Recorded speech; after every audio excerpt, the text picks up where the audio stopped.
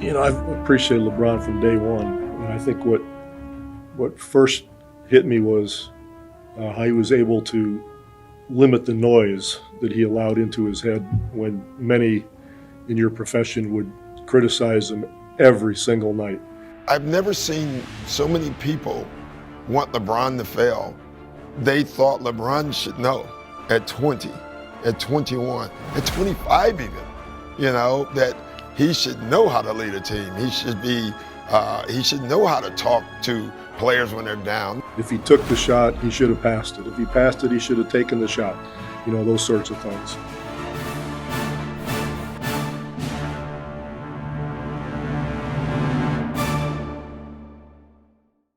Welcome to the second episode of the 23 video series. This is 23 LeBron James videos in 23 weeks. I'm really excited for this one and I think you will really enjoy it. The first episode of this series did extremely well and I really just want to say a massive thank you to everybody who watched and also to all the comments. They were really nice and there were so many people excited for this series, which I'm really glad.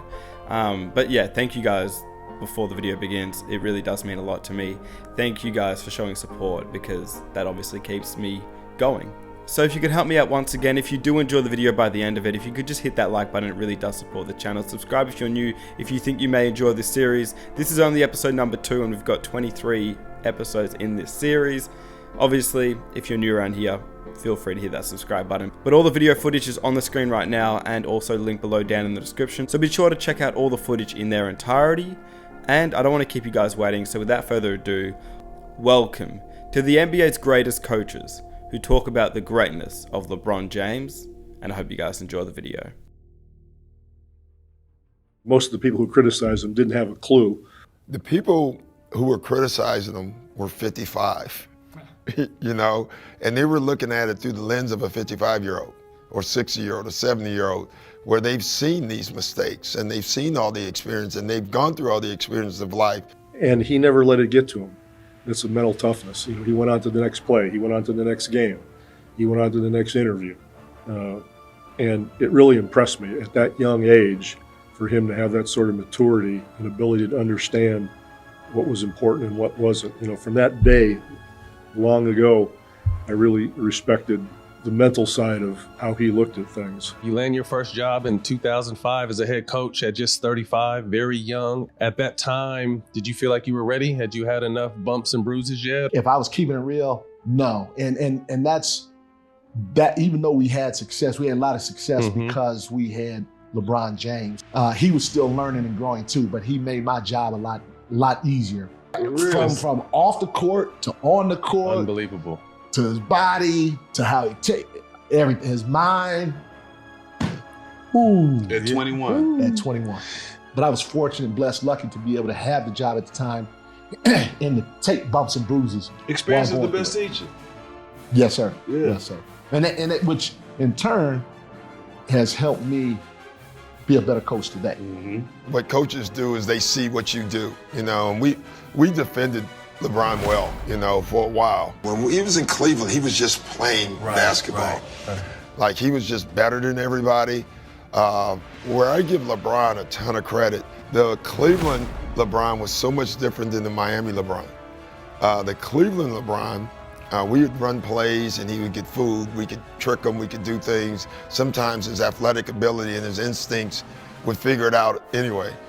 The Miami LeBron was a student of the game. He was prepared. He's in Miami now, and he's calling our plays out. He's staring over at our bench. Yeah. I remember the distinct moment sitting next to Thibodeau, and we call a play, and he's calling out our actions.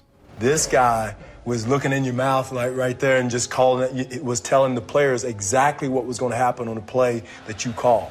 Dwayne brings it up. When you're drawing a play in a timeout, as an opposing coach, that one guy can screw things up for you. It's really hard to figure out what to do with LeBron. He's just seen and he seems to see and beat everything. It's hard to make him that uncomfortable. It's fun. We got to do it. We got to come up with this stuff on the fly sometimes. And he's had some of the biggest clutch games in NBA history, yet no one knows it. It's incredible. I think LeBron's going to be one of those guys when he retires in 10 years from now people are going to say, man, LeBron James was one of the best players ever. And we're going to be back saying, we were trying to tell you that 20 years ago, you're too busy telling them that he wasn't. He's talent, preparation, toughness, work ethic, all those great qualities that he has. He displays it every single day of his life. And it's something that every player in this league should look at him as the gold standard. You treat every day as a championship potential day, and he does it. There's a lot of players that work hard and prepare like that, but he has the talent and the physical abilities that not a lot of players have. He's one of 2 players that can play all 5 positions, that could be an all-star at those positions. That's him and Magic, and no other players can do that. If we just played him at any of the 5 positions from day 1 of the season all the way to the end, would he, at that time, be the best at that position, regardless? So play him at point the entire season, and he can't play any other position. Would he have been the best point guard in the league? Same as the 2, 3, play the 4, which, we started to play him at the 4, and we started to introduce that. He didn't totally love it, but he got to a point where he embraced that, and he was probably the best 4 in the game in those minutes.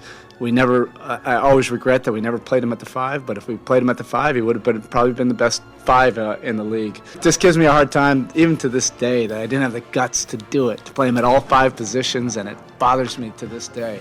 Bron's first year back to Cleveland, when he came back, I was, 2014.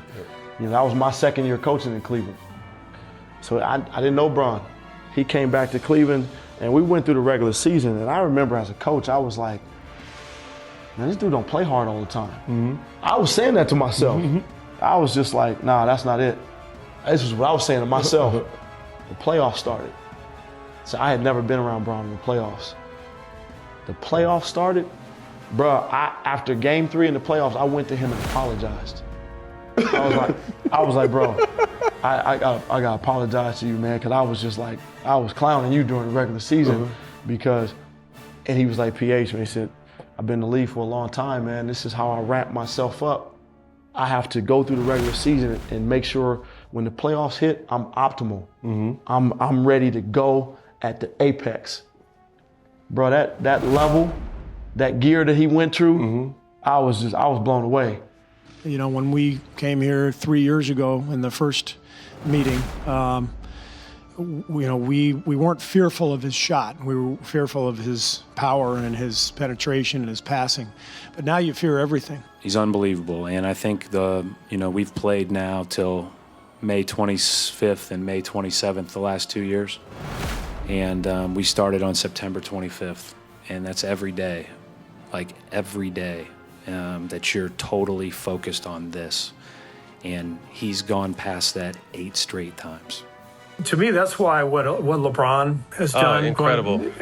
It makes no sense. And I think maybe the greatest testament to LeBron is that, 5 years ago, he was one of the top 5 players of all time. And from 5 years ago till now, it seems like he's 10 times better because he's added so much skill to his game. And I get asked all the time about, MJ, LeBron, and it's such a difficult question to ask. All I know is they're the two best players that I've ever witnessed. They're very different, but however you want to rank them, they're right there together. It's kind of like when I first came in the league back in the 80s as an assistant coach. I get mesmerized watching Michael on the court, and I wasn't much help to Larry Brown.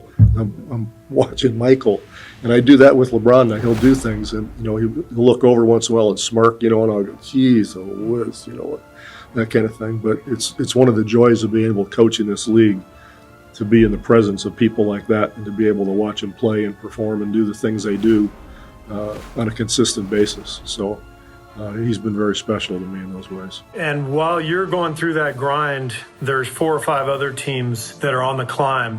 that are incredibly motivated, that have been building their teams specifically to beat you, and that can't wait to play you. And you're already exhausted, and now you see these people climbing below you, trying to pull your leg down. You're like, leave me alone. So it's exhausting. So 10 finals appearances for LeBron, but I think, if I'm not mistaken, this is 9 out of the last 10 years, right? That he will be in the finals.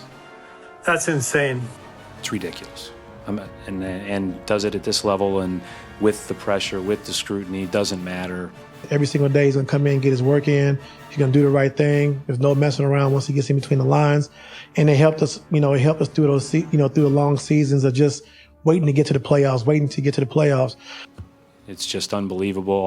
Our goal going into the series was to make him exert as much energy as humanly possible, and try to be as good as we can on everybody else who are good players. And for the most part, I thought we were pretty good at that. And multiple games now in TD Garden, held him under 100. 3 games in the 80s, but he still scored 35. It's a joke. How many players have that gear, Gil? It's very few.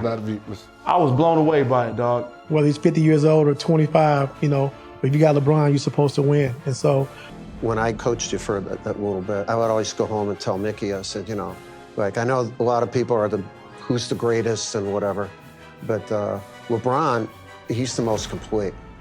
He can play every position, he can guard every position. But along with that, he's brilliant. He's really smart, and he has, I think, incredible leadership qualities because he can communicate really well. His voice is good, his presence is good, and he has a good value structure. He knows right and wrong. When you think of yourself as a player, how would you describe you? I kind of describe myself as like a Swiss Army knife. It's a little pair of scissors on there.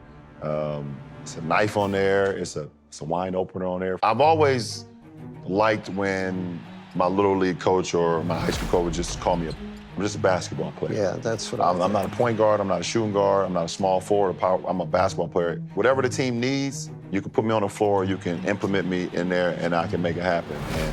And being able to. In year 18 of my career, when we won the championship, with the Lakers, I started at point guard, led the league in assists. In Miami, I played all 5 positions for Coach Spo, and we was able to win 2 titles. If I'm on uniform and I'm on the floor, I don't want to be a liability. And that's why he is so remarkable.